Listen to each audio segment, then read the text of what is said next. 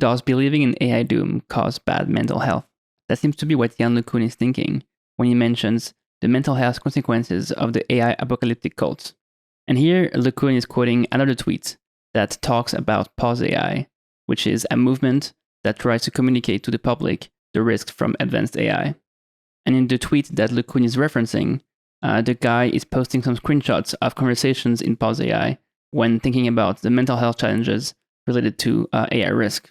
And while I was reading this tweet from LeCun this morning, I realized that me, as someone who communicates about the risk from AI to a large audience on YouTube, I have this problem of having a lot of people that potentially have these mental health problems because they start thinking about AI risk. And indeed, yesterday, I've received a lot of comments on my video about AGI takeoff by 2036, where some guy commented, yeah, no, this channel isn't great for my mental health. And then there's like a long thread where people were debating whether knowing about AI timelines being short was good or bad for your mental health. So one guy said, well, talk to a therapist about it. And another guy said, it's always better to know. Then the original guy said, well, not always. And then one guy replied, I mean this in the most polite way possible. Go touch grass. It's always good to stay abreast of the cutting edge. But what good is it if you don't prioritize your well-being first? So I won't go through the entire discussion, but essentially the debate was about whether it made sense to ignore AI risk or ignore timelines being short. And a lot of people seem to think that it made more sense to actually accept that AI was a thing and to confront this thing in the present. And to be clear, I really feel bad for the guy that said, yeah, no, this channel isn't great for my mental health. Like, I'm sad for you. Like, I don't want to cause any poor mental health in you. I don't want you to be sad or anxious or depressed. Everything I'm trying to do is just to spread the message and have people think about the different models for AI timelines or think about what they think is the actual risk of AI doom. And I don't want you to take everything I take for granted. And I just want to give you tools to think about the future to actually maybe have an impact or do something about it. And if by watching my videos, you end up being sad in your bed, not doing anything, this is not the outcome I want. I want you to actually do something in your life. And even if it's not something about AI, if it's just something that makes you happy, I would prefer that to just lying sad in bed thinking about AI risk. And I feel bad for this guy because I've been there before. I was there in 2016 when I first heard about AI risk. And in the past 8 years, I've experienced this anxiety or stress about AI many, many times. And throughout these years, I've learned to accept impermanence, to accept my death. And at that time, no one told me about stuff I could do to make me feel better or stuff I could do to help. And today, I think there's like a lot of resources on like how to actually improve your mental health with respect to AI risk, or people to talk to about this problem, or even things that you can do concretely that would help solve the problem. So in this video, I'm going to be talking about how I managed to overcome my emotions when thinking about AI risk or short AI timelines. I'm making this video because I'm assuming that someone in the audience is just like me 8 years ago, looking for answers, looking for things to do, that is desperate for help. And to understand the problems I'm talking about here and the solutions I came up with, I think it makes sense to just go back in time and talk about my life so that you can understand how bad the situation was at some point in my life and how much better it is right now that I've applied those tools that I figured out along the way, so that maybe you can apply those tools to your life and feel better. So if you go back in time, my earliest memory was when I was a kid, maybe at 5 years old. And the thing I remember is me lying in bed and thinking about death. And all my sisters and brothers and cousins were out there playing video games. They were playing Street Fighter 2.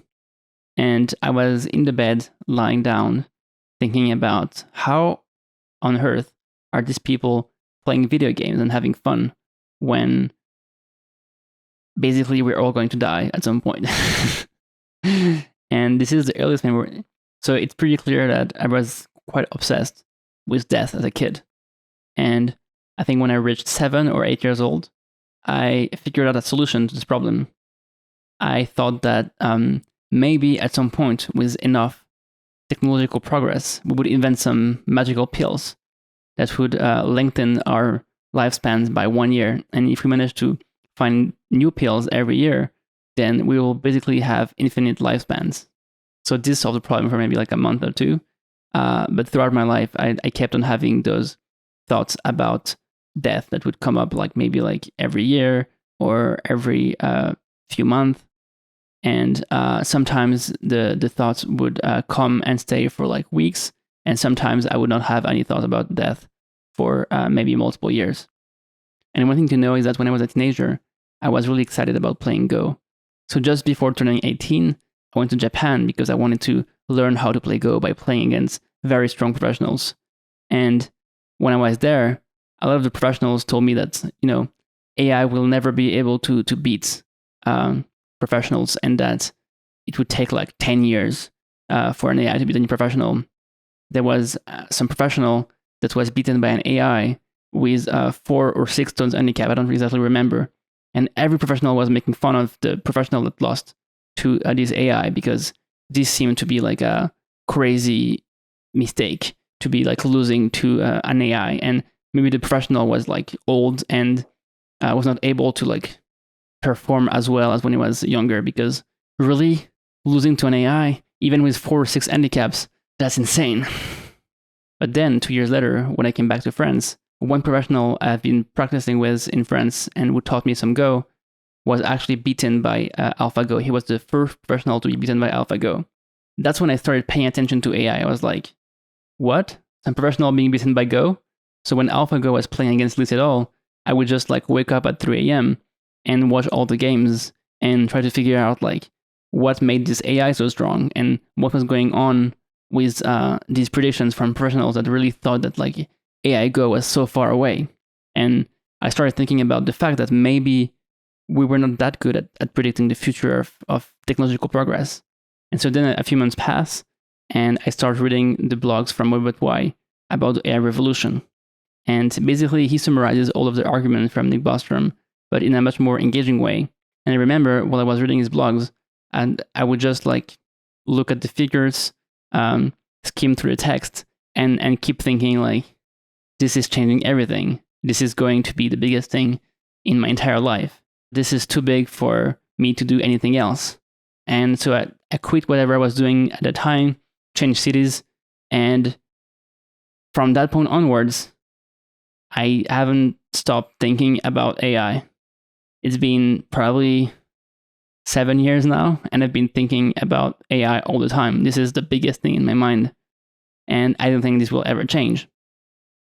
But I think throughout the years, I've really learned how to deal with it and think about it in a much more healthy way. And so after reading Web.Y, when I changed cities and quit the thing I was doing, I started talking to a lot of people about AI. This would be like the kind of Godlin's law for AI risk, where every time I would have a long discussion with someone, they would ask me like what I was thinking about, or what I think the future would look like, or if I had any plans about the future. I would always end up talking about AI because AI was the biggest thing that would come up. And it did felt like I was somehow alignment peeling them. I was like AGI peeling them. I was telling them that there was something going on. So at some point, I graduated from Web.Y and started reading Nick Bostrom instead. So I read Superintelligence, and it felt to me that it was the best book ever written on the subject. It felt like the guy had thought about every single scenario. And I didn't have anyone to talk about these kind of things. So what I did is I just created some local group to talk about AI safety. I called this Paris AI Safety Meetup. And the first time I made an event for 10 people, and 12 people showed up. And a lot of those people were actually working on AI alignments or working on AI governance or trying to have an impact in this like AI field. So instead of thinking that like maybe I was going crazy over this like specific scenario, or thinking that like I had no chance of doing anything about it, I decided to like create some space for people to talk about it. I decided that I would discuss the risk with other people and see what the risk was. And I tried to figure out like what can we do about it, and started talking to people about it. And I think this form of connection with people in doing things together and trying to solve the problem together is essentially what really helped me go through these years. And then the year after that, I actually visited the institute from Nick Bostrom for a few months, and I met even more people who were like interested in AI risk and what to do about it. And these connections I made were very helpful in figuring out that like a lot of people were actually taking this seriously, and it was not like a fringe topic or some crazy scenario, but it was actually something that very serious people were actually working actively on. So at the time, it was 2019, and that was when GPT-2 was first announced. So we started to have some solution to AGI in the sense of it felt like maybe this thing could be scaled up, and we could have even more general AI that could write longer paragraphs and do more crazy things. And to go back to the mental health question, I think at the time I had those thoughts about death or AI killing everyone, but I didn't really felt that as like some anxiety or some mental health problem. It would come in different forms. Sometimes it would be like some pain in my chest, and I would interpret it as like maybe there's something wrong in my chest. Maybe I have something in my chest that is blocking the blood flow. And for a long time, maybe for like a year or two, I didn't fully realize how the fear of death or the fear of losing control over AI would sometimes manifest in my body in ways that I didn't really anticipate. And what would happen is that the more I would touch the thing in my body that would be painful, like let's say something in my chest, I would think that this thing would like end up killing me because maybe something in my bloodstream was blocked by this pain in my chest. And I think this anxiety I had around my health was related to my anxiety I had around death, and was also related to my anxiety around AI risk. And all these things are intertwined in the sense that the reason that I had all of them was because I actually had a huge fear of death. And the thing that helped me overcome this fear and this anxiety is that I ended up fully accepting death over the years through different techniques, through ego death, psychedelics, some amount of practicing some mental health techniques by myself, meditation, and accepting impermanence in the world. And this really took a while.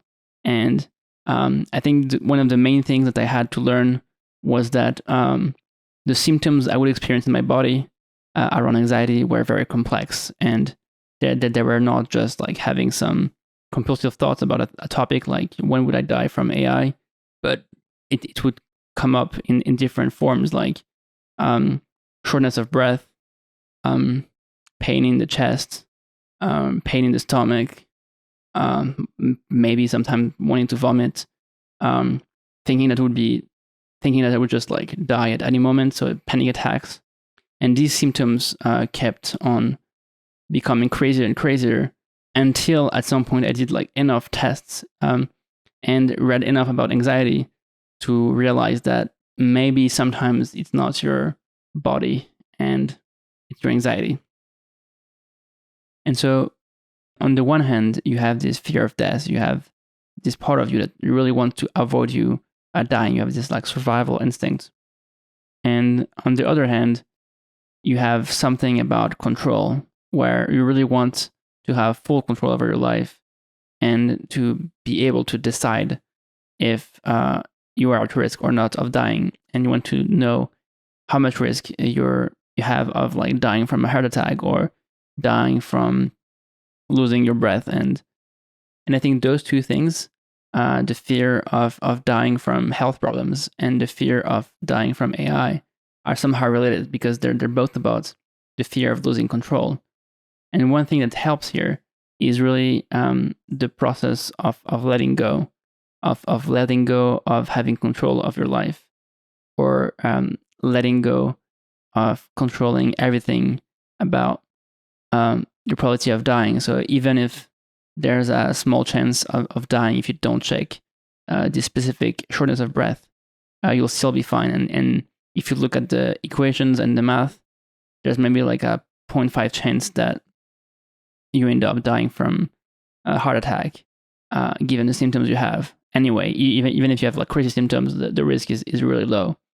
And I say 0.5% is probably like even lower, like probably like 0.001%. But now I actually feel much better. I would say that on most days, I don't feel any anxiety. And I feel pretty relaxed and good in my body. And I'm not feeling any visceral fear of death anymore. I think I've fully accepted death, which is something that would be like inconceivable for me like 3 or 4 years ago.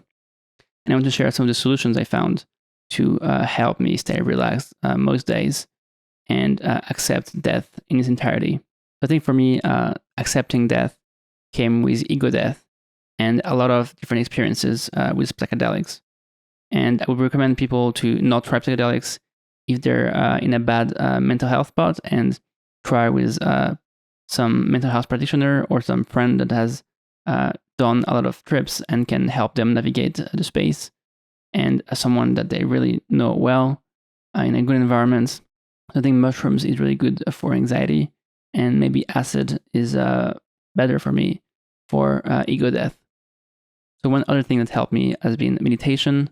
I would highly recommend doing like a 10 days meditation retreats in silence. During these retreats, I managed to really overcome my fear of death. And I think that the thing that helped with meditation was being able to sit with the fear of death and look at the impermanence in the world, and realize that this fear of death was also impermanent, and that my life was impermanent, and the universe was impermanent. And I know this sounds kind of woo when I say it like this, but I think there's some long-term benefits from meditation. And if you want a more rigorous study of all the things that work and don't work for depression or anxiety, I would highly recommend going through Scott Alexander's post on this. I think he has posts like things that sometimes help if you have depression, or things that sometimes help if you have anxiety. At this stage in life, you probably know that like exercise is good for you, but it's really hard to internalize how good it is for your body to be doing exercise every single day or multiple times a week. For me, it takes like maybe half an hour to an hour of cardio every day to not have any single anxiety symptom in my body, to feel like fully relaxed. And whether something bad is happening to my life, whether I'm having some really bad experience, if I do this half an hour to an hour cardio every day, I will feel relaxed. And this is some kind of hack that I found with my body. It might not work for you. And I know that if you are feeling down because of AI, you probably don't have the energy to do like crazy things like 1 hour of exercise. But if you just do like 5 minutes, that could still be good. Any time you find possible. But those activities don't really like attack the mental health problem at its core. And if you have something that is stronger and harder to get out from, I would highly recommend talking to a therapist that know about AI risk or know about what you're experiencing. There's a post on this forum called Mental Health and the Alignment Problem, a compilation of resources. And in this post, they give a lot of resources on how to think about mental health and AI risk. And some people you can talk to that specialize in mental health for people who are working on AI alignment or that care about AI risk. And I've talked to some of them, and it was good for me. So I would highly recommend reaching out. If you cannot reach out to someone, I think it's good to also practice mental health techniques by yourself. There are some techniques that I personally recommend, such as cognitive behavioral therapy, so CBT, where basically you're trying to debug some of the irrational thoughts you have by seeing what are the biases in them. And the other technique I highly recommend is going through the internal family systems protocol. And for a long time, I didn't even look too deeply into IFS because I thought that like it was too complex to do, and I didn't really grasp how powerful it was. And it took me like maybe 3 to 4 years to actually try with someone and like have some really transformative experience with it. So I would highly recommend to practice with a friend that knows about it, or pay someone to do like a 2-hour session. And in particular, one of the therapists mentioned in the resources is Igor Ivanov, who has written some blog posts on That's Wrong about the biases people might have around AI risk and mental health. And so in his post, he talked about how one bias people have is that they think that whenever we build AGI, or when we get close to build AGI, everything else will be meaningless. And what this points at is that maybe the main issue is not that people are anxious and fear death or fear the risk of losing control. The main issue is something about meaning. And even if they're optimistic about AI, they might think that everything they will be doing in the future doesn't make any sense anymore. And our impact as humans is going to be much lower than it was before. And AI will like change the meaning that like us humans give to our lives, to our work, to everything really. And this is something I think worth talking about in this video, which is that I think there's some meaning that you can extract by working on making sure AIs are aligned, or that the outcome of AIs end up benefiting all humanity. So I think one thing that happened when I started like thinking about AI risk in 2016 or 2017 is that I started looking at the world in a very different way, where before I would just like think about life as like some video game you would play by yourself, and you would just like achieve this quest and do random things, and everyone would have like this kind of different trajectory. But when I first learned about AI potentially becoming smarter than humans and presenting some risk to humanity, I figured out that like we were basically all in this movie Titanic, and the entire humanity was on the same boat. And there was no like iceberg that would like only hit some humans and not others. It would like hit us all at the same time. And we basically had to collaborate and do something together as a society. And so this is when I basically went from like being individualist and maybe egoistic to starting to like look around and look at society in a more cooperative and altruistic way. But it took me much longer to really give up on getting things for myself, and instead like try to figure out what are the like good things I could be doing before I die. And I know that like a lot of people keep saying that like you need to think about what you're going to be thinking about in your deathbed. And I feel like it is kind of weird to think about and not the right way to think about it. But sometimes I feel like that like thinking about the kind of ways you want to die is something very powerful. Like, do you want to die giving your best? Do you want to be like doing everything you can, or do I want to die ignoring the problems and being on a beach trying to relax before the singularity? And for some obvious reason, it just feels much more compelling to actually do something about it. Of course, to the extent that it's not too detrimental for my mental health and I'm still productive and feeling good. But I think it really helps to have this meaning of like I'm doing something useful here. And over the past few days and weeks, I've really been feeling that my work has become more and more useful. And I've received a lot of positive comments from you guys saying that my videos help you like understand some of these concepts that are like interesting around like AI takeoff speeds, or some papers that I've presented around like AI control, some papers around sleeper agents or interpretability. So really like thank you guys for like giving me those comments and letting me know that like my work has been useful. I think this has really been useful for me as well, in the sense that I've really have this sense of importance or usefulness that is really like sitting with me all day and nurturing me. So thanks a lot for all of these comments. And the thing I was trying to say here is that meaning is actually one of the strongest source of happiness. And if you can figure out a way to center your life around finding meaning and helping others, or doing something that is good for the world, then maybe this like crippling fear of death or loss of meaning will slowly fade out, or maybe like not fade out completely, but like diminish to a place where it's like feasible to work on it.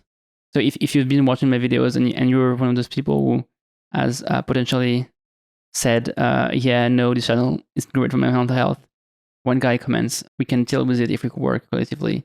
That's the whole point of raising awareness. And I think that there's something about doing something together, and the more people start talking about it and start communicating about AI risk and saying that they also care about the problem, the more the Overton window open up. And you start thinking that, like, oh, it's not just me thinking this problem is huge, it's the entire world. I think right now I've been talking to camera for a long time, and it's now time for me to take care of my own mental health. So if you found this useful, do let me know in the comments, and I'll see you tomorrow for the next episode.